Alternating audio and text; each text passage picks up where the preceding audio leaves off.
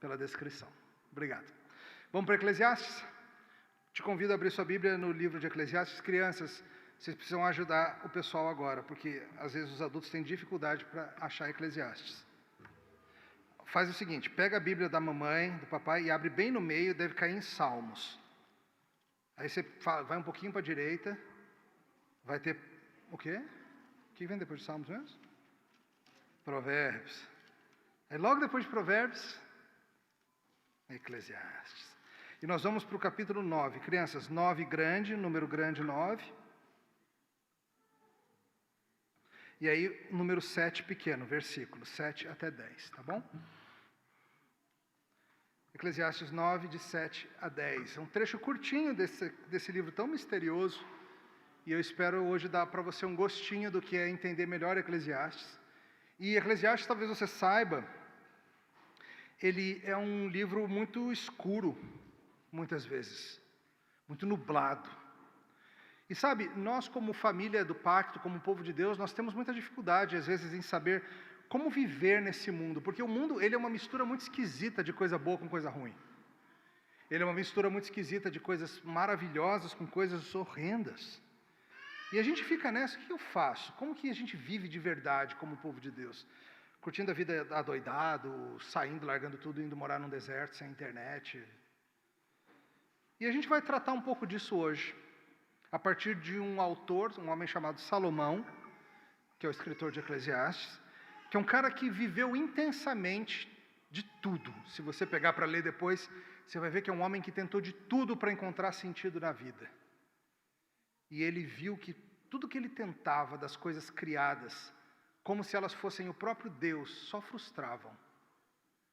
Mas que quando ele procura em Deus, até as coisas criadas ficam diferentes. Há lugar na vida cristã para o desfrute familiar das coisas boas que Deus nos deu? Isso é algo bom e piedoso? Acompanhe a palavra de Deus. Verso 7, capítulo 9, verso 7. Vai, pois, come com alegria o teu pão, bebe gostosamente o teu vinho, pois Deus já de antemão se agrada das tuas obras. Em todo tempo sejam alvas as tuas vestes, e jamais falte o óleo sobre a tua cabeça. Goza a vida com a mulher que amas todos os dias de tua vida fugaz, os quais Deus te deu debaixo do sol, porque esta é a tua porção nesta vida, pelo trabalho com que te afadigaste debaixo do sol. Tudo quanto te vier à mão para fazer, faze conforme as tuas forças. Porque no além para onde tu vais não há obra, nem projetos, nem conhecimento, nem sabedoria alguma. Até aqui a palavra de Deus. Oremos. Senhor, nós hoje ao considerarmos as palavras do sábio, que o Senhor nos dê vigor, atenção, discernimento. Em Jesus oramos. Amém. Qual é a melhor coisa da vida? A melhor coisa da vida é a família. Eita, mas essa é a pior, dizem alguns. Ou é melhor? Não lembro bem. Não, a melhor coisa da vida é música. Música é bom, né? A trilha sonora para o seu dia. Eu vejo as pessoas pelos aeroportos, pela cidade, sempre ouvindo essa musiquinha. Sua própria trilha sonora, como se estivesse num filme da sua própria vida. Outros diriam que a melhor coisa da vida é viajar. E anda sofrido sem poder viajar legal, para valer, né? A melhor coisa da vida é dormir. A minha filha não entende isso. Ela tem 8 anos e ela acha que a pior coisa do mundo é dormir. Eu falo para ela, é melhor, filha. Ela, não, pai, é pior. Crianças, dormir é bom ou é ruim? O que vocês acham? Tem dia que é bom, né? Tem dia que é ruim. Eu gosto. Você gosta? Opa!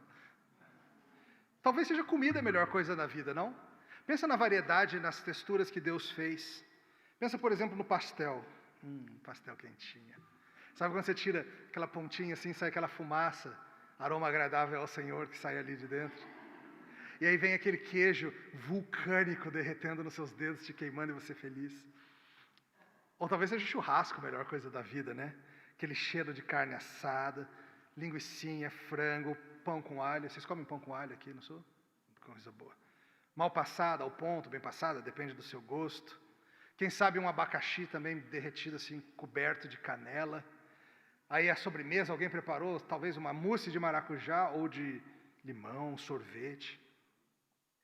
Ou então sushi e comida japonesa. Muitos de vocês gostam bastante, né? aquelas coisinhas geladinhas, que muitos nem sabem o que é, mas está todo mundo gostando e é gostoso, e a gente põe uns molhos que é tão gostoso e fica mesmo. Ou talvez seja frango frito com arroz colorido, molho agridoce, comida chinesa gostosa. Batata frita, meu amigo, batata frita é bom demais. Ou a melhor coisa da vida é macarronada. Tem uma boa chance. Milhares de variedades, espaguete com molho, com ou sem porpeta, molho branco, molho vermelho. Ou sei lá, o simples arroz com feijão, bife, salada e fritas, né? Tudo na quantia perfeita. Ou talvez, não sei se aqui vocês têm disso, carne de sol com mandioca, paçoca, queijo do sertão, tem? Não sei. Lá em Brasília tem. Uma das vantagens de Brasília é essa, pastor. Porque tem gente do Brasil inteiro, você tem comida do Brasil inteiro. É uma maravilha. Ou talvez a melhor coisa da vida sejam as bebidas que Deus nos deu. Groselha, tubaína, caldo de cana, Coca-Cola em toda a sua variedade, Coca de lata, Coca de garrafa, Coca de máquina, Coca já perdendo gás, Coca com muito gás, Coca com cereja, Coca zero, até Pepsi é bom. Milkshake, café. Gente, que seja celebrado para sempre o nome do primeiro doido, que um dia pensou assim, eu vou pegar essas bolinhas que saíram da árvore, eu vou torrar esse negócio, eu vou moer, eu vou jogar água quente em cima para ver o que acontece. Deu certo. E a humanidade é o que é por causa do café. Ou então os sucos. Sucos de caju, de uva, de cajá, de laranja, de limão, de acerola, fora as misturas. Tem outros tipos de bebidas mais adultas também. E água, né? Água é bom, né? É insuperável a água. Sabe quando você está com aquela sede, até está difícil de falar. Aquela água vem, parece a primavera chegando depois do inverno, assim, uma coisa linda. Talvez a melhor coisa da vida seja isso, seja comer e beber. Ou talvez a melhor coisa da vida seja o esporte. Poucas coisas se comparam à delícia que é correr atrás de uma bola, suando o corpo, trombando com os outros, pedindo bola, recebendo, entregando, chutando. Ou então basquete, talvez você goste de jogar basquete, alguém gosta? Já aplicou um toco no basquete? Quem gosta de jogar basquete sabe que a melhor jogada não é fazer uma cesta. A jogada mais prazerosa é dar um toco em alguém. Isso é se sentir empoderado, se sentir vivo. Jogar bola com as crianças é tão bom, eu gosto de jogar bola com a minha filha de 8 anos, a Débora. A gente joga futebol americano, vôlei, basquete, a gente joga todo tipo de coisa. Esporte é bom. Talvez a melhor coisa da vida seja namorar. Calma, gente, sem detalhes aqui.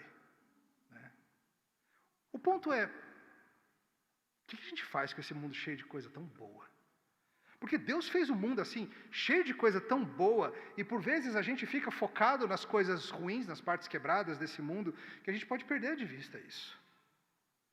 Assim como tem gente que foca tanto na diversão que esquece que há uma vida após a morte, é possível que o povo de Deus foque tanto nas agruras desse mundo, que a gente esqueça de desfrutar as dádivas do Senhor para a gente. Sim, é possível que a gente foque tanto no amargo que a gente esqueça que a vida também é doce. Ela é agridoce. E hoje Salomão vai te lembrar acerca disso. Acerca desse aspecto da vida cristã.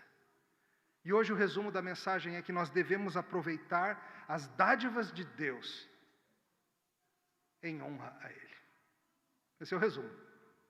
Devemos aproveitar as dádivas de Deus em honra a Ele. Olha de novo o texto, olha o que Salomão fala para você. A gente lê, a gente fica até meio desconfiado, ele disse isso mesmo? Vai, pois, e come com alegria o teu pão, e bebe gostosamente o teu vinho, pois Deus já de antemão se agrada das tuas obras. Em todo o tempo sejam alvas as tuas vestes, e jamais falte o óleo sobre a tua cabeça. Goza a vida com a mulher que amas todos os dias da tua vida. A gente está lidando aqui com o misterioso livro de Eclesiastes, tido por muitos como um livro sem humor, ou cético, cínico, chato. O livro de Eclesiastes, na verdade, é um dos projetos de mais bela sabedoria de todos os tempos da humanidade. Um homem, já no final da sua vida, o sábio Salomão, que teve sabedoria dada pelo Senhor de forma inigualável, dentre os nascidos de mulher, somente o nosso Senhor o superou. Mas um homem cujo coração foi desviado da rota. E ele por muito tempo tentou achar nas coisas desse mundo a vida em si. Se você olhar os primeiros capítulos de Eclesiastes, você vai ver ele descrevendo que na busca do conhecimento ele achou que estaria a vida, em fazer grandes projetos e o seu nome conhecido, em se entregar a tudo que os seus olhos desejavam, todo tipo de prazeres. Ele tentou de tudo e ele fala para você, querido, não funciona. Se você achar que a vida está nas coisas da terra, nas coisas aqui de baixo, você só vai se frustrar. Então é um livro para tirar as nossas ilusões, de achar que nós acharemos vida verdadeira apenas aqui debaixo do sol, apenas aqui nessa realidade. Mas ao mesmo tempo em que ele diz isso, há alguns momentos no livro em que Salomão meio que abre a cortina e fala, mas escuta bem, tem um jeito de você aproveitar de verdade essa vida. É receber as coisas do mundo boas como dádivas da mão do Senhor. E esse é um desses textos. É quase como um refrão numa música. Salomão fala das dificuldades, ele fala do sofrimento do mundo, ele fala do mundo ser quebrado, mas aí ele volta dizendo, mas não esquece, o mundo tem muita coisa boa que o Deus grandioso colocou na tua mão. Aproveita. Ele falou disso no capítulo 2, 24, no capítulo 3, 13, ele lembra que são dádivas da mão do Senhor, no capítulo 5, 20, ele fala sobre serem coisas para ocupar o coração. E aqui nesse momento que a gente chega nesse capítulo, ele vem falando sobre o mundo ser cheio de injustiça mesmo. O mundo é esquisito. Coisas injustas acontecem o tempo todo nesse mundo. Mas ele fala que isso não te impeça de desfrutar como o servo do Senhor das coisas boas que Ele dá. O fato de que a morte vem aí, poderia causar em nós uma espécie de um fatalismo, já que está tudo perdido, já que o final de todos é a cova, joga tudo para o alto e deixa tudo para lá. Ou pode ser que a gente fique tão sofrido com as realidades do mundo quebrado, que a gente pare de enxergar que esse mundo quebrado continua cheio da glória de Deus, manifesta na sua bondade em dádivas para a gente. Veja, ele não está defendendo de maneira nenhuma um viva la vida louca ou qualquer coisa assim, não é um comer, beber, que amanhã morreremos, não. Mas tampouco é a atitude que é muito comum entre cristãos, de que a única coisa que importa é a próxima vida. E essa vida aqui é uma vida só de abnegação e jejum. E Salomão te chama a desfrutar das coisas boas que Deus dá nesse mundo agridoce. Porque não é só porque tem o amargo que você tem que deixar de sentir o doce. E tantas vezes Salomão é acusado de ser mal-humorado e pessimista, mas quantas vezes ele fala sobre as coisas boas que Deus bota na nossa mão. E é engraçado porque às vezes a gente escuta falar sobre espiritualidade, e muitos acham que espiritualidade é você se privar das coisas boas que Deus deu. Paulo fala de alguns desses em Colossenses. A gente insiste que não manusear, não provar, não tocar é o que agrada a Deus. Que espiritualidade é, ficar escondido, contemplando no deserto. E eu te pergunto, você só honra a Cristo quando você está aqui ouvindo a pregação? Na conferência ou no domingo? Eu espero que não. Sua família só ama o Senhor e o honra e é grata a Ele quando estão juntos no culto público? Ou num culto familiar? Num momento de oração antes da refeição? Ou o próprio comer da refeição é feito de uma forma que celebra e honra a Deus? É engraçado porque muitos dos que são chamados mestres da espiritualidade acham que vida verdadeira com Deus é uma vida de negar as dádivas do Senhor. Tantos ensinam que espiritualidade verdadeira é privar-se dessas coisas, viver, num monastério, num voto de silêncio, tomando água morna e comendo chuchu frio, com voto de castidade. Mas o Senhor aqui na sua palavra elogia e recomenda os simples e deliciosos prazeres da vida no lar. E Salomão cita coisas bem específicas, ele fala, coma com alegria teu pão, porque comida é bom, Deus fez para ser assim. Deus podia ter feito a sua língua incapaz de discernir sabores, e você ter comida como uma nutrição somente, ter uma fonte de proteína, uma fonte de carboidratos, uma fonte disso, daquilo, as coisas que o corpo precisa, e é isso é que nem uma máquina que pluga na tomada e se alimenta e vamos embora, vamos fazer o dia. Não. Deus criou uma infinidade de sabores e de possíveis combinações, e te deu uma língua capaz de discernir e gostar dessas coisas. E Salomão diz para você, vai, come com alegria esse pão que Deus põe na tua mão. Vocês comeram um monte de coisa gostosa que eu estava vendo ali atrás. Vocês comeram glorificando a Deus pelos sabores doces e salgados e misturas? Deviam. Obrigado, Senhor, por chocolate. Obrigado, Senhor, por pão de queijo. Obrigado, Senhor, porque minha língua gosta dessas coisas. Obrigado, Senhor. Isso é espiritualidade, tá? Isso é receber como dádiva. Não tratar como se a vida fosse comida, mas tratar como a vida é difícil. E uma das coisas que Deus deu para você é comida. Aprecie. Ele fala, beba gostosamente o teu vinho. Bebida é bom demais, beba gostosamente o teu vinho. São inúmeras as deliciosas bebidas que Deus nos deu. Ele podia, de novo, ter feito um mundo só com água. E sempre que eu falo a palavra água, eu fico com vontade de beber água. Então, deixa eu achar aqui, não tem. Você consegue para mim, pastor? Só água. Ele ia resolver a questão da nutrição, ia manter a gente hidratados. Mas Deus fez também infinidade de frutas que quando você espreme, vira suquinho gostoso. O Salmo 104 diz que Deus fez o vinho para alegrar o coração do homem. E pensa em tantas e tantas bebidas. O presbítero Felipe Sabino, alguns de vocês conhecem, costuma dizer que nem Salomão, em toda a sua glória, bebeu Coca-Cola gelada. É verdade. Nem Salomão, em toda a sua glória, tomou uma coquinha gelada. Bom demais. E ele diz, sejam alvas as tuas vestes. O que ele quer dizer com isso? Em geral, no contexto antigo, vestes alvas, vestes brancas, era um símbolo de alegria. Era a roupa típica de festa. Não é uma roupa que você usa no dia a dia, com aquela poeira, com toda aquela sujeira. Mas quando você queria se vestir para uma ocasião especial, você se vestia de vestes brancas. Muito obrigado. Valeu demais. E ele está falando... Veja, é o contrário do pôr pano de saco e cinza, que é muito forte na Escritura, e há momento para isso, mas há momento de vestes alvas. E Salomão está dizendo, pode se vestir com alegria. Pode usar, sei lá, aquele relógio que você gosta, e você gosta tanto que você não usa. Você é assim também? Às vezes a gente é assim, né? Eu gosto tanto daquele relógio que eu uso o que eu não gosto. Porque eu quero guardar, né? O que eu gosto, não quero que estrague.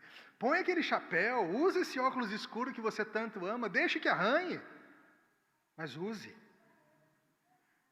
Não falte óleo sobre a tua cabeça. O óleo, nesse tempo, ele tinha, verdade, usos medicinais e coisas assim, mas ele se refere muito mais à ideia mesmo do perfume, do óleo perfumado, do óleo que traz brilho, do óleo que cuida da pele. Pode usar o perfume, não precisa pegar leve no perfume, não. Bote a roupa que você gosta e bote esse perfume. A ideia mesmo de alguém indo se alegrar diante do Senhor. Aproveite a vida, goze a vida gostosamente com a mulher que amas, todos os dias da tua vida fugaz. Todos os dias da tua vida fugaz. Não precisa pegar leve, não, com a amada. Pode desfrutar da vida com ela bastante. Sério, a Bíblia está falando isso, né, pastor? Tá falando isso. Você percebe que isso tem implicações para a família cristã, para a família do pacto?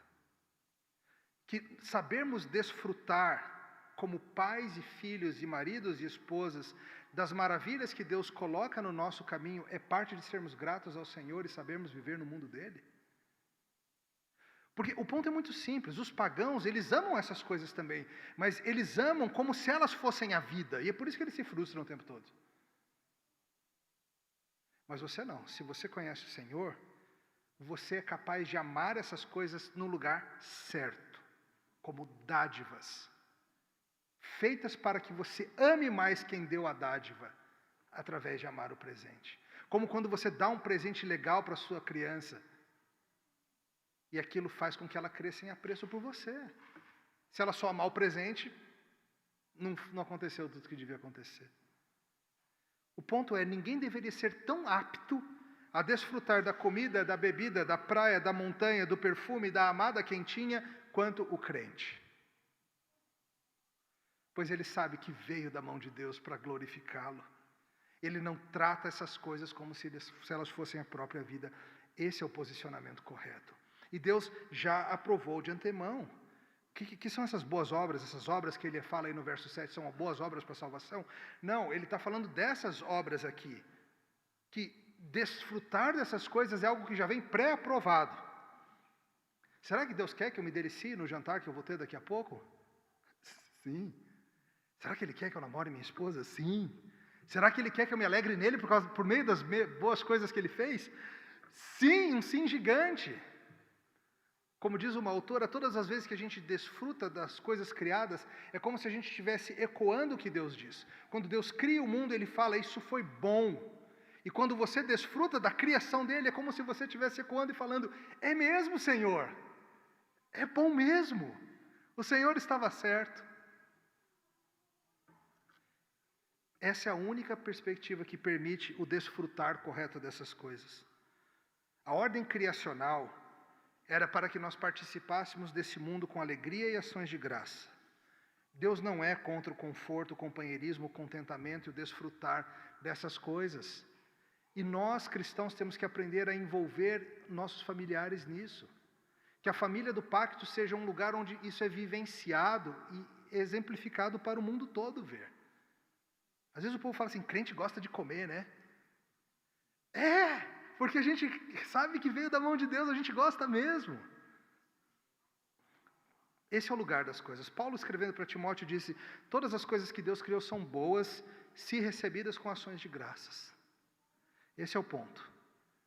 Não é para você viver como se essas coisas fossem a vida, mas lembrar que veio da mão de Deus. E assim você vai tratá-las corretamente. Quando o dia de ações de graça se aproxima, os norte-americanos celebram muito esse dia de ações de graça. Aqui no Brasil parece que está começando também. Mas eu sempre vejo alguns amigos americanos, nessa época eles fazem uma brincadeira que chama 30 dias de gratidão. Um mês antes do dia de ação de graça, eles começam a postar no Twitter, onde for, coisas pelas quais eles são gratos. E é um exercício tão legal. Eu estava lendo outro dia o que alguns escreveram, e alguns colocaram assim, sou grato a Deus pelo controle remoto. É mesmo, né? Controle remoto é bom. Sou grato a Deus por dias de chuva em que posso ficar em casa tomando chocolate quente. Sou grato pelo focinho gelado do meu cachorro. Sou grato por liquidações. Sou grato pela existência de ferramentas elétricas para trabalhar madeira. Sou grato por canivetes suíços. Sou grato por café preto bem forte. E ele ainda disse assim, como confiar que seu pastor vai pregar as coisas duras da vida se nem o café ele toma forte? Sou grato por chocolate meio amargo. Sou grato por aeroportos e pelas leis da aerodinâmica que me permitem voar até lugares. Sou grato. Crente, você tem olhado para esse mundo com gratidão? Sim, nós estamos rumando rumo à morte, e esse mundo está rumando na direção de ser refeito. Mas não ignore as inúmeras evidências da graça e bondade de Deus que Ele coloca na tua mão e da tua família. Aliás, esse é um bom ponto, essas ações de graça, inclusive é bom para um teste ético. Porque sempre que a gente fala sobre esse assunto, as pessoas ficam, mas qual o limite? Até onde? E tudo mais. E é uma pergunta legítima. E eu acho que ações de graça é um bom ponto. Você pode legitimamente agradecer a Deus por esse filme, por essa comida, por essa música, por esse momento. Se você pode, de bom grado, falar assim, obrigado, Senhor, por isso que eu estou desfrutando. Mas se você está desfrutando meio assim, tomara que Deus não esteja vendo. Aí, pode ser que seja só um problema da sua consciência que precisa ser ajustada. Mas talvez esteja mais longe demais. Essa perspectiva é importante e ela é a única forma boa de viver rumo à morte. Quando eu era adolescente, jovem, não lembro, surgiu um filme muito interessante, fez muito barulho entre a turma da minha idade. Um filme chamado Sociedade dos Poetas Mortos, do Robin Williams. Alguns de vocês devem se lembrar. Um filme que ficou famoso na minha juventude. E ela conta a história de um colégio, com vários jovens muito tímidos e inseguros que foram morar numa escola só para homens, só para rapazes. E a vida vai indo sofrida e complicada, mas sem grandes eventos, até que aparece um professor que muda tudo. O professor é vivido pelo Robin Williams, aquele ator, mais famoso por suas comédias. E ele é um professor de poesia, que ele começa a inspirar os alunos de uma forma que eles nunca foram inspirados. Eles param de olhar para a poesia e para a vida como alguém que examina via microscópio e começam a ver que a vida pode ser expressa por aquelas coisas. E eles chegam até um momento em que o professor os leva a um corredor onde estão fotos das turmas dos anos anteriores e muitas que já morreram. E ele fala para os seus alunos assim, está vendo esse pessoal? Cheios de vida como vocês, cheios de cabelo como vocês, sentindo-se invencíveis, com um olhar cheio de esperança, mas hoje eles são comida de verme. E aí ele diz para eles, carpe diem, carpe diem, aproveite o dia, faça da sua vida algo extraordinário. No filme é um momento muito pungente, muito tocante mesmo. O que ele está dizendo é, você vai virar comida de bicho, fertilizante para flores, aproveita. E essa é a melhor solução que o humanismo pode oferecer. Não há ressurreição, amanhã morreremos, comamos e bebamos. Mas a gente tem algo melhor do que isso. Salomão vem dizendo para você, tem coisa que só dá para fazer agora, depois não dá mais. Nesse mundo quebrado é só agora mesmo. É mais do que o carpe diem de um humanista que fala assim, a vida não tem sentido, vai curtir e pronto. Não é isso. Você crê na ressurreição de Cristo. Você crê que um dia esse mundo que está fraturado pelo pecado e pela queda, você crê que esse mundo vai ser refeito? Que maravilha. Então você tem mais do que ninguém razões para desfrutar do bom que ainda está aqui. Porque o bom do que você encontra no seu dia a dia é só uma prévia do que Deus vai fazer com esse mundo refeito. Carpe diem, porque Deus cuida de você. E mesmo agora, rumando em direção à morte nesse mundo fraturado, você pode desfrutar da bondade dele. Deus está no controle. Aproveite o dia. Mas o mundo está sofrido. Mas pandemia. Mas isso, aproveite o dia. Mas tem tanta coisa ruim acontecendo. Come com alegria o teu pão. Mas como com não sei quantas mil mortes? Beba gostosamente o teu vinho. Mas goza a vida com a mulher que tu ama. Mesmo no meio desse mundo complicado. Porque isso é uma dádiva do Senhor para você suportar melhor.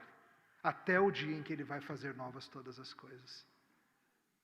Se você se recusa a desfrutar das dádivas do Senhor, você está dizendo para Ele que você não precisa, que você se vira bem, e que o mundo está tão quebrado que você prefere só sentir as dores do mundo, e Deus está falando, sinta as dores, sim, mas aproveite os alívios que eu estou te dando, eles são uma prévia, eles vêm da minha boa mão. Tem um livro muito interessante que se chama As Coisas da Terra, do Joe Rigney. E o Joe, ele conta sobre a postura que ele tinha e obrigava a esposa a ter na sua família de uma espécie de vida em tempos de guerra. Ele pensava assim, o mundo está em guerra e eu tenho que viver como se eu estivesse em tempo de guerra. Ele pensava assim, eu não posso sair para jantar com a minha esposa e gastar mais num restaurante, porque esse dinheiro eu podia mandar para um missionário. Eu não posso ter um jeans, 2 pares de jeans, eu posso ter um. Com o dinheiro do segundo eu mandaria para missões. Como que eu vou justificar isso? Ele pensava muito assim. Mas esse livro é como ele foi convencido do contrário. Dessa perspectiva de Salomão que eu estou trazendo para vocês. De que sim, a gente deve investir no reino dessas formas. Mas que levar a sua esposa para um jantar gostoso também é investir no reino. É ser lembrado de que a vida é mais do que o mundo caído. Ela tem dádivas dadas do Senhor. Joe Rigney fala assim, quando amamos a Deus supremamente e plenamente, somos capazes de integrar nossa alegria em Deus e nossa alegria em seus presentes, recebendo-os como dádivas da sua glória. O amor supremo por Deus orienta nossas afeições e reordena nossos desejos e integra os nossos amores. Quando amamos a Deus supremamente, somos livres para amar a criação como sendo criação. Porque a excelência divina está realmente presente na dádiva. Nós somos livres para gozá-las por Ele. As dádivas divinas se tornam caminhos, feixes de glória, para que nós o amemos mais. Não coloquemos Deus e suas dádivas em oposição uns aos outros. Eles não são rivais. é uma das formas que Deus agrada e cuida do seu povo. É claro, na nossa rebeldia a gente faz o contrário, mesmo cristãos. Comida se transforma em glutonaria. Paulo fala sobre isso em Filipenses, que alguns fazem da barriga o seu Deus. Bebida se transforma em bebedeira e Deus condena isso. Sexualidade é feita de formas estranhas aos parâmetros da palavra de Deus. E assim por diante. Tudo isso é idolatria. Mas o ponto de Salomão é, feito da forma correta, é para fazer com alegria. Lutero explica assim: Salomão não está sugerindo uma vida de prazer e luxúria característica daqueles que não percebem a vaidade de todas as coisas. Isso seria como jogar óleo no fogo. O que ele está falando é para pessoas piedosas, que sentem os problemas desse mundo, e ele quer encorajar os corações abatidos. Você vive nesse mundo e você sente as dores dele, meu irmão? Ótimo. Deixe que o Senhor cuide do seu coração também assim, te dando das boas dádivas da santa criação dele. O verso 10 nos dá uma instrução importante. Veja o que ele fala: o que estiver no teu caminho, faze-o conforme as tuas forças. Você já ouviu esse versículo, não ouviu? Normalmente se associa esse versículo de o que está na tua mão, faze-o conforme as tuas forças, se associa isso a lavar a louça, não é? Mães usam isso para mandar os filhos lavarem a louça. Ou para ir ao escritório, ou qualquer coisa assim. Inclui isso também, mas não é isso que Salomão tinha em mente. O que ele tinha em mente? A bebida, a comida, a amada e o perfume. Não fica esperando uma época mais propícia. Não fique nessa de vou passar 10 anos me estudando e me preparando, e aí sim eu vou começar a desfrutar das dádivas de Deus. Você não sabe. Você não tem ideia do tempo que você tem. Não fica adiando para sempre essas férias com a família. Você não sabe. Já as crianças já cresceram e elas não vão estar mais do jeito que estão. Minha filha, outro dia, começou com uma história de querer brincar de Nárnia. Era mais ou menos o seguinte: a gente ia para o quintal, cada um com cabo de vassoura, espadas, lanças, e a gente ficava lutando contra gigantes de gelo e dragões e coisas assim. Bem cansativo. Não acabavam nunca as ondas sucessivas de ataques de gigantes de gelo. E as cachorras eram os cavalos, ajudavam a gente e tal. E eu brinquei muitas vezes de Nárnia, mas foram muitas as vezes que a Débora me chamou para brincar de Nárnia e eu não estava ocupado, eu só não queria. Outro dia eu fui chamá-la para brincar de Nárnia. Ela não quer mais, não. Já passou. Deixa de ser bobo. Olha o que o Senhor está te dando. A hora é agora. Você não sabe. Eu não vou sair para comer com os meus irmãos da igreja porque tenho que acordar cedo na segunda-feira. Você tem a terça para acordar cedo. Desfruta a vida com os irmãos da igreja. A gente devia ser famoso não só por amar comer, mas por amar desfrutar, comer carne, comer pastel, perfumar-se e amar a esposa como um crente. Isso é santificação, crente. Entenda isso. Isso é piedade. Isso é parar de achar que você sabe melhor como a vida deveria andar do que aquele que colocou essas coisas na sua mão. É te ensinar a ser grato diante do Senhor. Nós fomos criados para aproveitar a vida, o pão, o vinho, a amada e o perfume. No jardim inicial era assim. Deus nos fez com instintos e desejo por descanso, por interação, por lazer, por entretenimento. Deus fez um mundo que vai além das necessidades básicas de sobrevivência. Ele fez um mundo cheio de diversidade, de deleite, de beleza, um mundo prazeroso ao intelecto, aos sentidos, um mundo para ser aproveitado. No jardim não haveria nenhuma restrição a Adão e Eva, eles podiam nadar nos rios, eles podiam andar de elefante, eles podiam brincar com cachorro, treinar papagaio, povoar a terra à vontade, comer de todos os frutos menos um. Calvino explica assim: ora, se ponderarmos a que fim Deus criou os alimentos, verificaremos que Ele quis levar em conta não só a necessidade, mas também o deleite e a alegria. Assim também na roupa.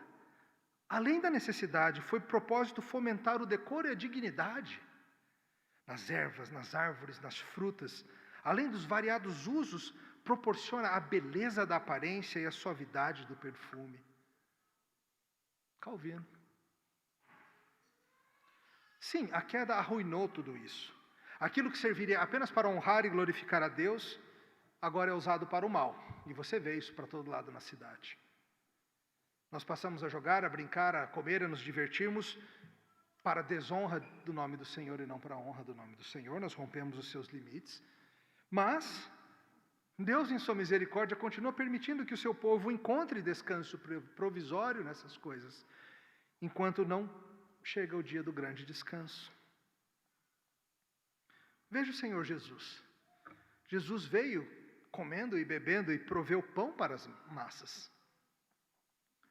E vinho para as pessoas numa festa de casamento. E não era vinhozinho ruim, não. O pessoal ficou chocado. E a esposa? Ele está preparando a sua esposa, não está? Ele ama tanto a sua igreja que ele se entregou por ela. Tomou o peso de sua sujeira na sua morte.